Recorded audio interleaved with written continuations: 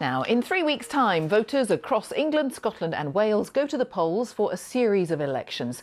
There will be increased safety measures because of the pandemic, and it's going to take longer to get the results. Across BBC News today, we're looking ahead to those elections and looking as well at the role that local and devolved government plays in society. Well, just a briefing, first of all, as to what is actually happening on May the 6th. It is the biggest election day until the next general election. And because of the cancellation of last year's local elections, it means thousands of seats across the UK are up for grabs. In England, there is voting in 143 local council authorities.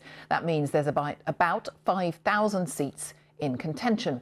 Councillors, of course, are in charge of services like bin collections, social care, sports facilities and libraries. There are also 13 mayoral elections, including Greater Manchester, the West Midlands, London and, for the first time, West Yorkshire.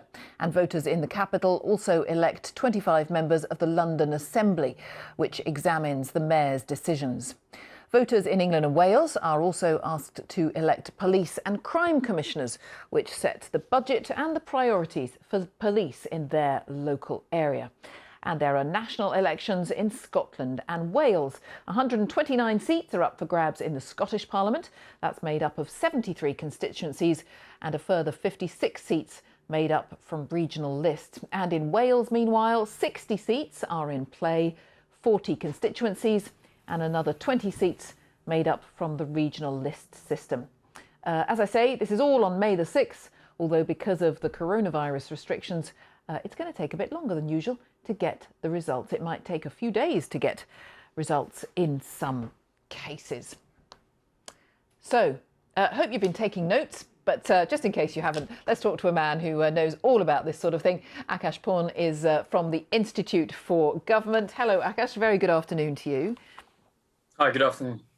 And goodness, I mean, it's a long list. It's a long list to get through. What stands out for you in all of this is as some of the most interesting races? I mean, I'll direct you a bit because I'm thinking of the fact that we mentioned the mayoral elections in various parts of the country, and we've got a new mayoral election as well. Indeed, yeah. So as you say, I mean, there's never been a single electoral moment like this, really, at which so many different elections coincide, and the reason for that being, as you say, the postponement of the 2020 elections as a result of the pandemic. So yeah, we've got the big elections in Scotland and Wales, with obviously the issue of Scottish independence at the heart of debate there. And then in England, we've got various types of election, including the so-called metro mayor elections in big city regions like Greater Manchester, West Midlands, Liverpool, and yes, for the first time, the West Yorkshire region around Leeds. And those are, just to be clear, distinct from local mayors who are council leaders in particular in certain areas like Doncaster and Salford, and those type of mayors are up for election as well. So it is quite confusing. There's lots of different individuals and levels of councils up for election, and I think there's going to be a lot of competing stories and narratives coming out before and after the results come in.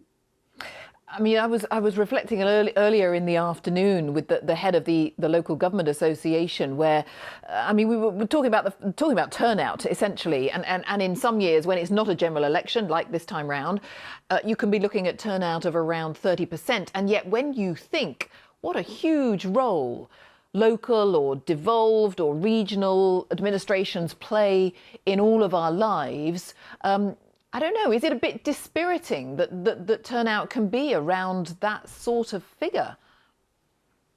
Yeah, I think in this country we've got kind of used to relatively disappointing turnout levels. I mean, when you compare to some other countries in Europe and elsewhere, even our general election turnout is nothing to be that proud of.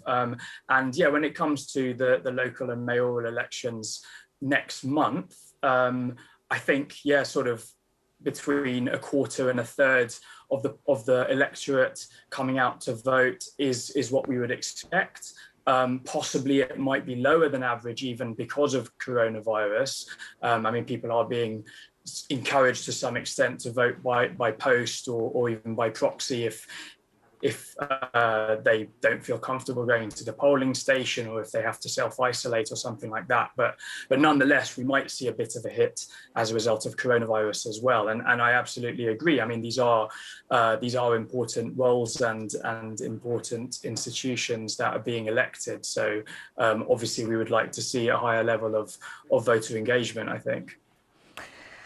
I'm sorry, Akash, that we don't have a little bit longer, but it's really good to talk to you. And I am sure we'll talk again after May the 6th anyway. Thank you. Akash Pound there, who is from the Institute for Government, talking about all those various elections on May the 6th. Deadline for registering to vote, by the way, is just 4 days away.